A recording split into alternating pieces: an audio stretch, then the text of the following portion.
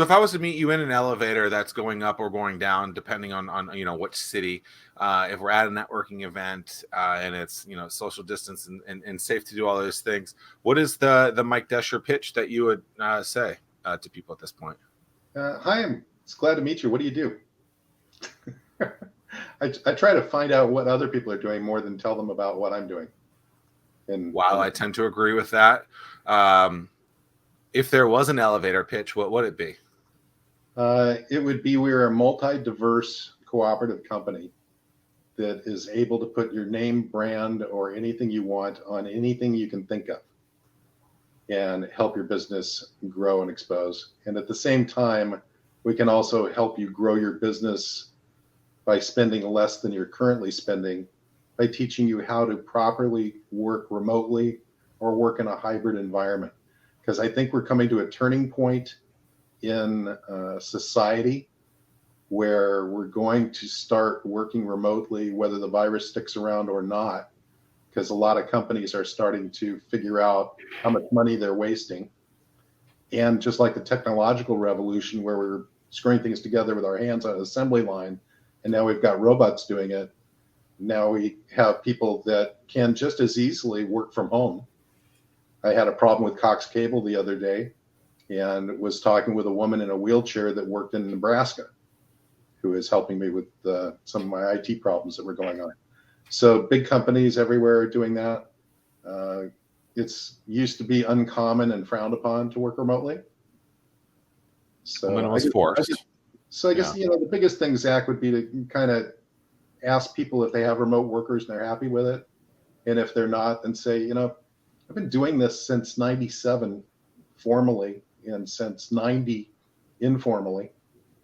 And, if I can help you in any way, let me know.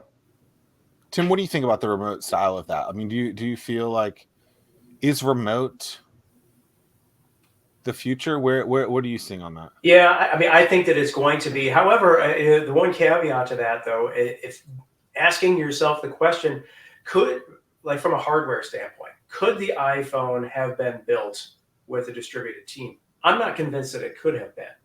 So there's certain product things that have to be done on site, but so there is going to be some sort of hybrid to that. It's just. Yeah. Well, Apple's a good example. I worked there, and it was always hybrid at Apple. If you worked on an engineering team, you probably spent 90% of your time there because you really needed to collaborate in person with somebody, show them on a screen what you just typed, and do that. And even though you can do it on a video conference or whatever, it's just not quite the same. It's not as immediate, not as fast. You can't get as much done. So something have to be in person. Yeah, I agree. Has there been a bigger comeback of anything other than the QR code since this thing has happened? It's interesting. QR codes were dead. I mean, those things were like dead. There was a good reason, because when QR codes first came out, you never knew where they were going to take you. And a lot of marketing guys got really embarrassed by finding out when somebody took a picture. Oh, yeah. I remember us having a drink that one time and you were surprised. Well, I think it's even deeper than that, where it was you had to it was a difficult barrier to entry. Right? You had software and then when it got built into the actual camera of a phone, removing that barrier, I believe, is why it made it easier. Now, clearly someone gave someone the go ahead to say, hey, go ahead and do this, but the tech was there. It did the thing. Like I don't think it did much difference. Yeah. I mean, you shoot it, put it on the thing. Yeah, and it's actually a good thing. I mean, even when I'm at Second Sunday with my photography, you can shoot a QR code and go to my website, or you can shoot another one and pay for whatever you're buying. Restaurants were doing that big time. That's where they're still are. They're actually, the thing I find funny is more and more places are doing them on television. Right. It comes up on your TV screen and you shoot, WTKR does that with their weather. Shoot this on the screen and it'll give you updates to your weather. I mean, do you think that's because it's easier to just say, hey, do this, instead of going, go to www.timryan.com. Yeah, everything, unfortunately, in my opinion, now is immediate. I mean, if you're not making access happen for people immediately where they don't actually have to use their brain, then you're on top of the game. I mean, I'm sure. I understand the answer to this, but for those that are listening, from a QR code standpoint, are you seeing people use those on products? And then if they are, you need to make sure that you have a list somewhere of all the links that you're pointing people to, because on one side, people are like, "Hey, we want to measure the ROI of this QR code," but then if you change landing pages, then if it goes to a dead link, then that's not any good either. So, what have you seen on your end regarding that, or are they just sending everyone to a homepage of some kind? People are using them in different ways, and you're right. If you don't keep on top of it, but that can be said for any kind of marketing program. I can't tell you how many times I'll get somebody send me a marketing thing with go to this link, and you go to the link, and it's a 404 not found. Yeah. Whoever did it, they haven't checked it themselves before they let it out. But there are people using them to go for specific things for specific times. I ran into one guy who actually did a business. We did a business card, and his whole business card was just a QR code on the front. And he very rarely had to give them out. People would look at it and go, "What's this?" And well, just shoot it with your phone, and then you'll have all my info. And it went into their address book. I never ended up doing this, but the last business card, I decided I just never wanted business cards again, which is why I didn't do it. But the last business card that I decided I wanted to do was just going to be at Zack Miller Says, like it says on the screen. That's all my handles. It's everything, the URL, everything. And that was it. And people, if they weren't smart enough to figure out what that meant, then I didn't really want to work with them, I guess, right? And so, I mean, it's kind of like it's similar to a QR code, make it stupid simple. And I mean, good for that comeback tour. When you think about a business card, it's really just a reminder for somebody to make it easy to find you again. Mm-hmm. So if they don't want to find you, chances are they've thrown out your business card on their way out of the building. Or they're in that box. Yeah, or somewhere, I got that box. I got 1,000 of them. Yeah. At one time, I used to keep every business card I got until, those 1,000 count boxes that are about 1.5 feet long. I had like 10 of those full of everybody I'd ever met over years and years. And I just went, this is silly. And it's an old school CRM. Yeah, I threw them out. Yeah. You threw them out. That's hilarious. How do you define brand? Couldn't find who? You've used the word brand a lot. How do you define brand? Something that somebody looks at and knows who you are without seeing your product.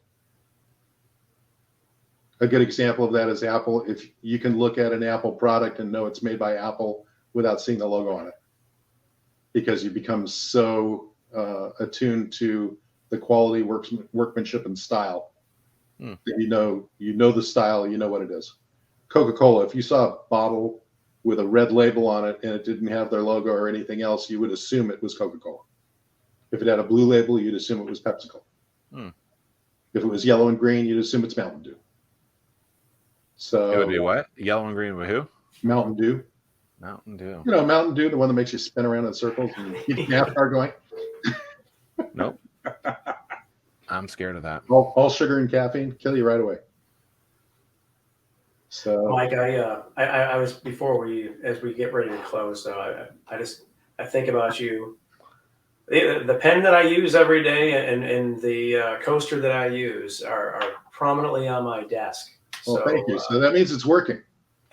So for all of you people listening, he held up a coaster stone and a stylus pen. And if you don't think giving away swag works, talk to Tim, because he's had those for at least longer than 2 years. Yeah, for sure. I mean, it's a frequency thing, right? Or it's a quantity thing. You got to get it out in droves. And if you don't, you don't. But if someone's writing a note, who can I call? That's right. Huh. It's like mouse pads. Who uses a mouse pad anymore? Well, I do, but I use this one. It's just a sample of it because I can also write on it. So is it like a dry erase type of thing, or is it? No, when I've written enough on it, I just rip the page off. Oh, gotcha. It's like a memo pad. I remember I'd interviewed a lady, Tracy Link from Integrity Security, a couple years ago, and she bought a ton of Bic pens, and that was the thing that got her, like branded Bic pens, and that was what got her past the the secretary's desk, or even at the secretary's desk, they wanted a better Bic pen. So she bought an upgraded Bic pen, and that's what it took to get past that kind of gatekeeper, if you will. And so, yeah, I think you know, there's a little bit of luck in there too, I guess. But I mean, you just got to go after it. Well, that would be the other piece of advice. If you're going to give somebody a pen, make sure you give them one that writes on everything all the time and is a high quality, pen for writing. Same goes with shirts, right? They're not gonna, if you don't want someone just to wear that as pajamas. Yeah. Or if you want a shirt that looks like this. So you people there can't see it, but this is a guy that owned a vacuum forming machine and did a thing for a cruise line with T-shirts that they could sell. So there's this T-shirt. And it's just a regular white logo T-shirt like he'd give away, but he shrinks them up into this little bitty package. Interesting. And the shape of it's folded, packaged in the shape of a cruise ship. Yeah, it looks like a cruise ship. So you can buy these on the cruise line when you forgot your ship. This is for Princess Cruises. Oh, sorry, I probably shouldn't have said that. But you could buy these for $10, and it's all shrunk up, and you can stick it in your luggage really easy. And when you unfold it, it goes poof. What? That was a pivot from a guy that owned a vacuum forming company in Chattanooga, Tennessee, who said, "Gee, I wonder what would happen if I put a piece of clothing in there." And he came up with this idea. He wasn't in the industry. Came up with, and then he sent a sample of this to Princess Cruises. Are you stuck at your home office, socially distanced coffee shop, or your fancy all bricked out corner office, wondering why